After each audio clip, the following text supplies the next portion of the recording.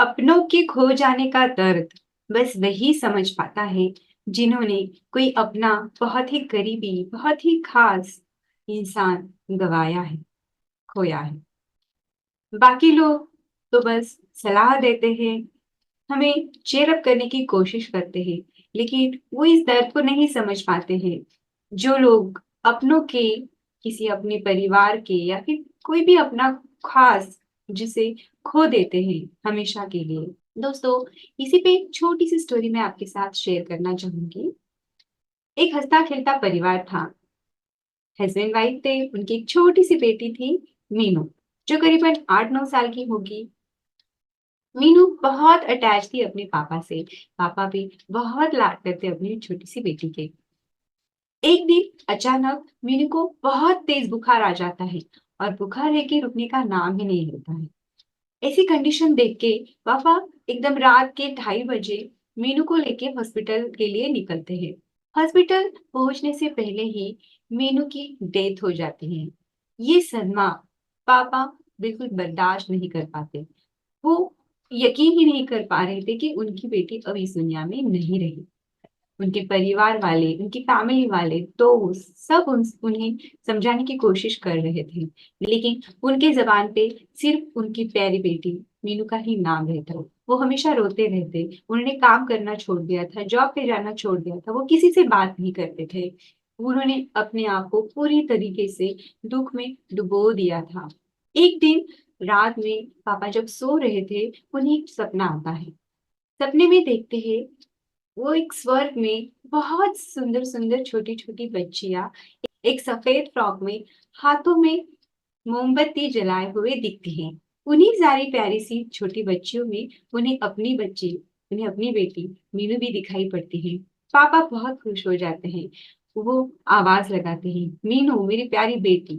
वो उसके पास जाते हैं तो देखते हैं सारे बच्चों के हाथ में मोमबत्ती जल रही थी, लेकिन सिर्फ मीनू के हाथ में जो मोमबत्ती थी वो बुझी हुई थी। इस बात पे पापा मीनू से पूछते हैं कि बेटा, सारे बच्चियों के हाथ की मोमबत्ती जल रही है और तुम्हारी ही बुझी हुई क्यों? तो मीनू इस बात पे बताती है कि पापा, मैं तो हमेशा इस मोमबत्ती को जलाती हूँ, लेकिन आपके आंसू से वो हमेशा बुझ जाती है, इसलिए मैं भी बहुत दुखी होती हूँ। ये सोच पापा की नींद एकदम से टूट जाती है और वो जाग जाते हैं। उन्हें अपनी गलती का एहसास होता है।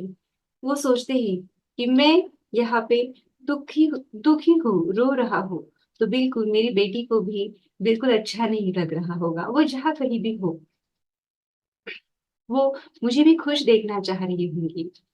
दोस्तों, हमारे परिवार, हमारा कोई खास, हमारा जो भी करीबी इंसान हमसे दूर चला गया है, उसको भी यही लगता होगा कि हमारा करीबी इंसान, हमारा सबसे चाहने वाला, हमारा सबसे प्यारा इंसान हमेशा खुश रहे, हमेशा हंसता रहे, हमेशा पॉजिटिव रहे। पर दोस्तों, किसी के चले जाने की वजह से लाइफ तो नहीं रुकती है, लेकिन हमें ये समझना चाहिए कि हमारा चाहने वाला, हमारा खास इंसान जहाँ पे भी होगा, वो यही दुआ करता होगा कि हम खुश रहे, हम हैप्पी रहे। आपको लाइफ में अगर खुश रहना है, हैप्पी रहना है, ग्रोथ पानी है, फोकस्ड होना है और अपनी लाइफ को एक अच्छी, हैप्पी, ब्यूटीफुल लाइफ बनानी है, तो माइंडफुलनेस प्रैक्टिसेस अपनी लाइफ में जरूर इम्प्लीमेंट करिएगा।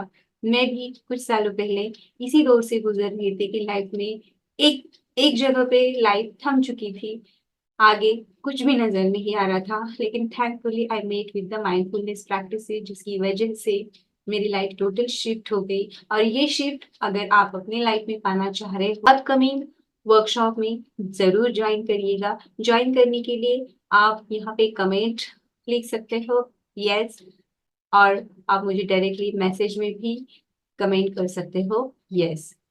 सो be there for your happy and abundant life. Thank you so much.